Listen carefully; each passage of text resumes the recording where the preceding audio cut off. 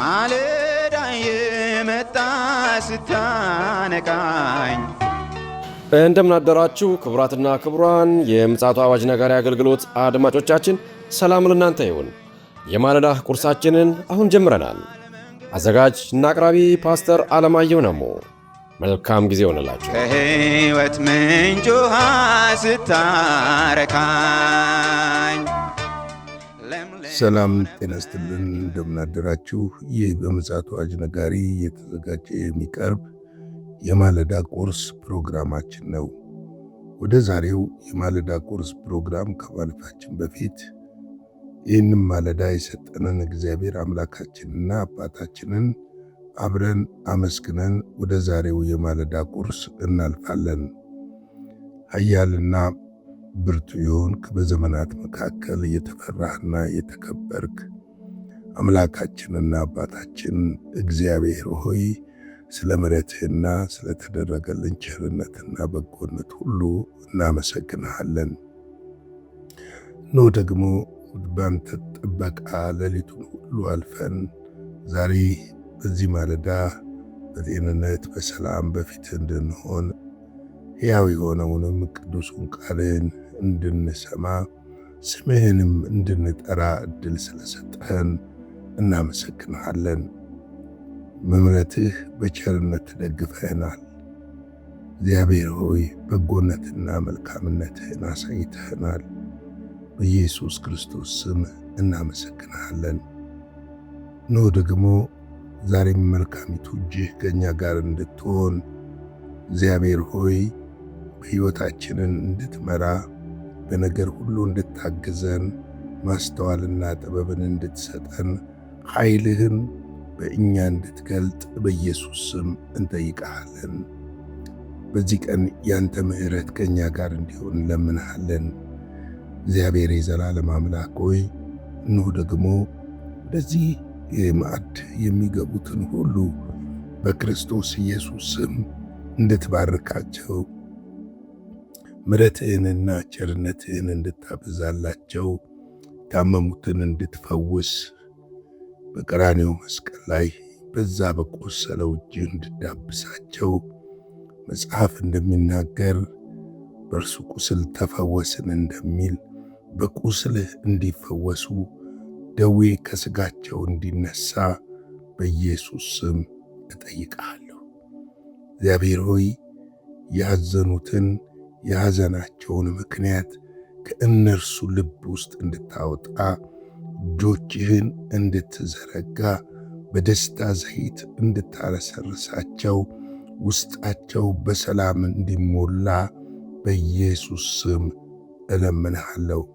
አባቴ ሆይ ይህ ማለዳ በፊት የተባረከ ነውና በተለያየ ችግርና እንቆቅልሽ የታሰሩ ሕይወታቸው ጌታ እግዚአብሔር ሆይ እንዴት እንኳን እንዲመሩ የማያውቁ በብዙ ፈተና ውስጥ ያሉትን ከፈተና ሁሉ ትታደጋቸው ዘንድ እንቆቅልሻቸውን ትፈታ ዘንድ እስራታቸውን ትበጥስ ዘንድ በኢየሱስ ስም እጠይቃለሁ። በጨለማ ያሉትን ደግሞ ወደ ብርሃን እንድታመጣቸው ያንተ ብርሃን እንዲበራላቸው የመስቀል ፍቅር በልባቸው እንዲፈስ እግዚአብሔር ሆይ ሳይመሽ ወደ ቤትህ ትጠራቸው ዘንድ እጆቻቸውን ይዘህ እግዚአብሔር ሆይ ለመንግሥትህ ክብርና በረከት ታበቃቸው ዘንድ በክርስቶስ ኢየሱስ ስም እንጠይቃለን። ዛሬ ደግሞ ያው ቅዱስ የሆነውን ቃልህን አስተምረን ባርክልን። መንገዳችን ሁሉ በአንተ ብርሃን ይመራ። እግዚአብሔር ሆይ ነገሮቻችን ሁሉ ከመንፈስህና ከጸጋ የተነሳ እግዚአብሔር ሆይ የቀና ይሁን። የተያዙ ነገሮች ሁሉ ለቀቁ። ብርቱ እጅህ በእኛ ላይ በክርስቶስ ኢየሱስ ስም ትገለጥ። ቃልህን ባርክልን። ሁሉ ለስምህ ክብር ይሁን። ስለ ሁሉ ነገር ተመስገን። በኢየሱስ ጌታ ስም አሜን። እንግዲህ እየተመለከትን ያለነው የኤፌሶን መጽሐፍ ምዕራፍ 5 ነው። በትናንትናው ዕለት ስለዚህ እናንተ የምትተኙ ንቁ፣ ከሙታንም ተነሱ፣ ክርስቶስም ያበራላችኋል የሚለውን ሐሳብና እንግዲህ እንደ ጥበበኞች እንጂ ጥበብ እንደሌላቸው ሳይሆን እንዴት እንድትመላለሱ በጥንቃቄ ተጠበቁ ይላል። እንግዲህ ይህንን የተመለከትነው ለምንድን ነው ስንመላለስ በጥንቃቄ የምንጠበቀው የሚለውን ነገር ደግሞ እናያለን። ምልልሳችን እንደ ጥበበኞች መሆን አለብን። ጥበብ እንደሌላቸው መሆን የለብንም።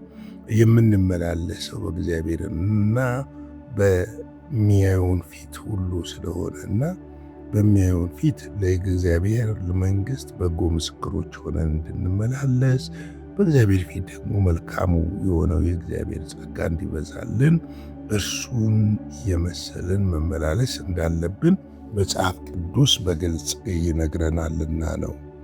ለምንድን ነው በጥንቃቄ ተጠበቁ ወይም ደግሞ እንደ ሌሎች ሰዎች አትሆኑ ሲለን፣ ሌሎች የክርስቶስን በማያውቁ በጨለማ ላሉ የዚህ ዓለም ልጆች ወይም ደግሞ የጨለማው ሰራተኞችና ልጆች እንደልባቸው ነው የሚመላለሱት።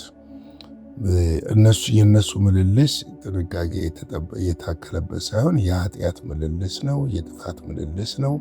የሚኖሩት በጨለማ ስለሆነ የእግዚአብሔር ብርሃን ስላልበራላቸው የእግዚአብሔርን መልካምነትና በጎነት ሊናገሩም ሊመሰክሩም ሊያሳዩም አይችሉም።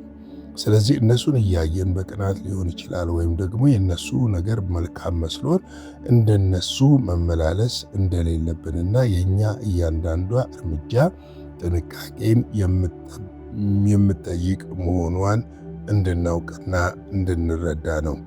ምክንያቱም ይህ ዘመን በጣም አስቸጋሪ ዘመን እንደሆነ እናውቃለንና በዚህ ዘመን ውስጥ ስለ እያንዳንዱ እርምጃችን በእውነት የተለካ መሆን አለበት።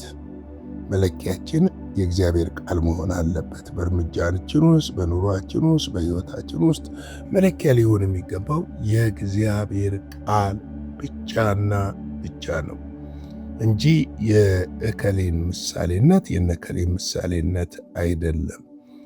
ክርስቶስ ኢየሱስን እንድንመስል ስለተጠራን ማለት ነው። እሱን መምሰል ማትረፊያ ስለሆነ ነው።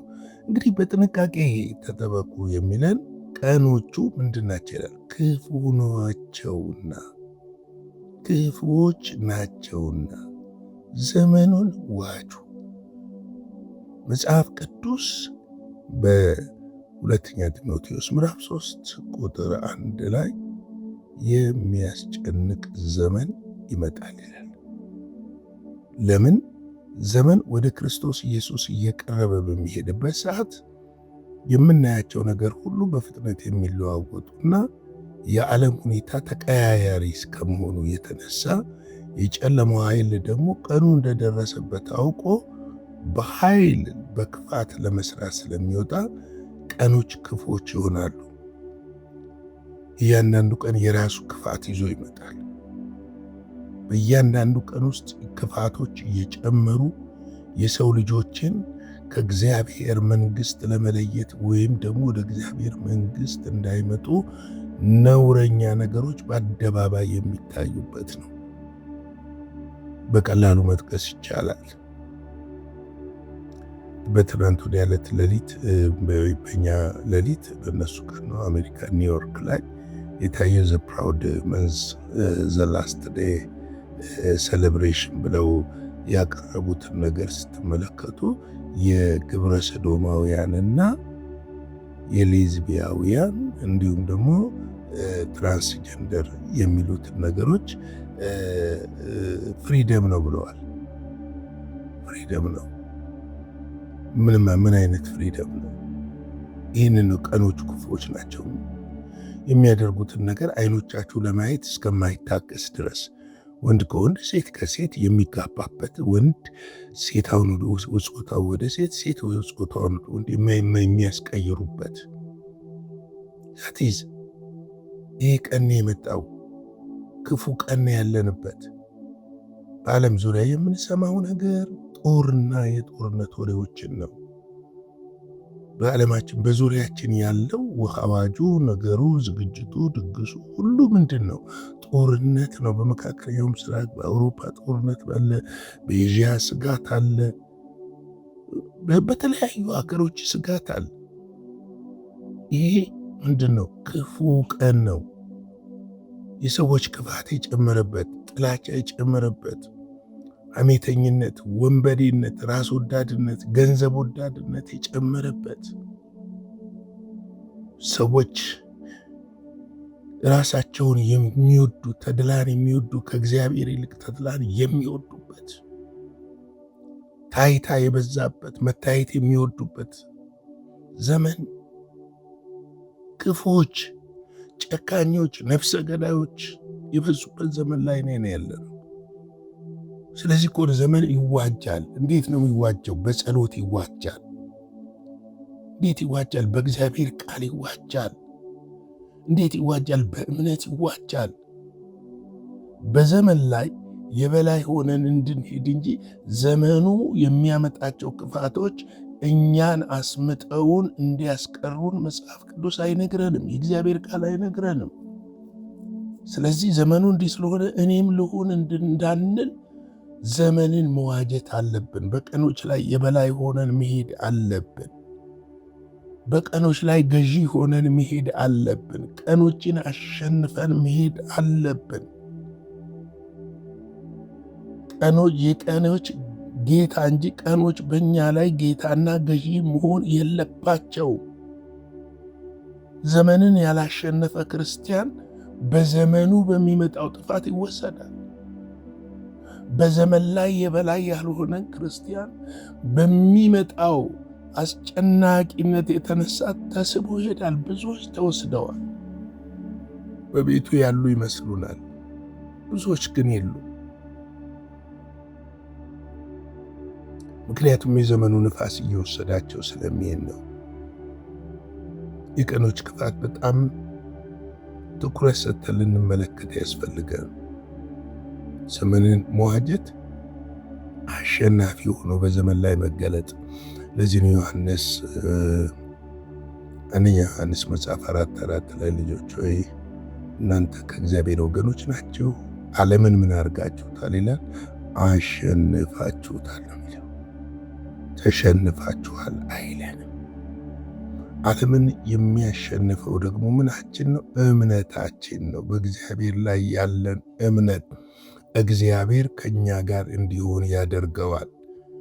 እግዚአብሔር አብሮን እንዲዋጋ ያደርገዋል። በዘመን ላይ የበላይ ሆነን እንድንሄድ ያደርገናል። ዘመንን ድል እንድንነሳ ያደርገናል። ቅድም ተናግሬያለሁ። የማይጸልይ ሰው እንዴት ነው ዘመንን የሚዋጀው? እንጉርጉሮ ያሰማል እንጂ። የእግዚአብሔር ቃል ጋር ያልተጣበቀ ሰው እንዴት ነው ዘመንን የሚዋጀው? እንዴት ዘመንን መዋጀት ይችላል? የእግዚአብሔርን ቃል እየገፋ በጩኸትና በግርግር ሕይወት ውስጥ መሙላት የሚፈልግ ሰው፣ በድንገተኛ ነገር መጥለቅለቅ የሚፈልግ ሰው እንዴት ነው ዘመንን የሚዋጀው? የዘመኑ ንፋስ ጠርጎ ይወስደዋል እንጂ። ስለ 2 ቤቶች ኢየሱስ ያስተማረው ትዝ ይላችኋል። ማቴዎስ ወንጌል ውስጥ በአሸዋ ላይ የተመሰረተ ቤትና በአለቱ ላይ የተመሰረተ ቤት። ሁለቱም ላይ ምን መጥቷል? ንፋሱ መጥቷል። ሁለቱም ላይ ጎርፉ መጥቷል። አንዱን ጠራርጎ ሲወስድ፣ አንዱ ግን አልተነቃነቀም። ምክንያቱም የተመሰረተው አለቱ ላይ ስለነበረ፣ በአለቱ ላይ ስለቆመ። በዘመናችንም እንደዚሁ ነው። ጎርፉ ይመጣል፣ ንፋሱም ይነፍሳል። በአለቱ ላይ የቆሙ ይሻገራሉ። አለቱ ላይ ያልቆሙ ደግሞ ንፋሱ መጥቶ ጠርጎ ይወስዳቸዋል። ስለዚህ ነው ዘመንን ዋጁ፣ የበላይ ሆኑ በዘመን ላይ። ዘመኑ አይግዛችሁ የሚለን መጽሐፍ ቅዱስ ስለዚህ ነው። ለዛሬ ይህንን ካልኩ ይበቃል። አጭር ጸሎት እንጸልይና እንጨርስ። የዘላለም አምላክ እግዚአብሔር ሆይ ስለዚህ ማለዳ ስለ ምሕረትህ፣ ስለ ቸርነትህና ስለ በጎነትህ ስለ መልካምነት ሁሉ እናመሰግናለን። ክብርና ምስጋና ከዘላለም እስከ ዘላለም ለታላቁ ስም ይሁን። አንተ ታላቅ ኃያል ብርቱ አምላክ ነህ። እናመሰግናለን። በነገሮች ሁሉ ስለረዳን፣ ስለደገፍከን፣ አቅም ስለሆንከን፣ ብርታት ስለሆንከን ተመስገን እግዚአብሔር። በዚህ ዘመን ደግሞ በዘመን ላይ የበላይ ሆነን መሄድ እንድንችል የዘመኑን ክፋቶች ማሸነፍ እንድንችልና በቀናት ውስጥ የሚገለጡትን የክፉን ሥራ ማፍረስ እንድንችል ኃይልና ጸጋ በክርስቶስ ኢየሱስ ስም እንዲጨመርልን እጠይቃለሁ። ሁሉ ለስምህ ክብር ይሁን። ስለነበረን ጊዜ ተመስገን። ቃልህን ስለባረክልን ተመስገን። ቀሪውን ጊዜ አንተ ባርክልን። ሁሉ ለአንተ ክብር ይሁን። ከክፉ ጠብቀን፣ በደምህ ሸፍነን። በኢየሱስ ክርስቶስ ጌታ ስም አሜን።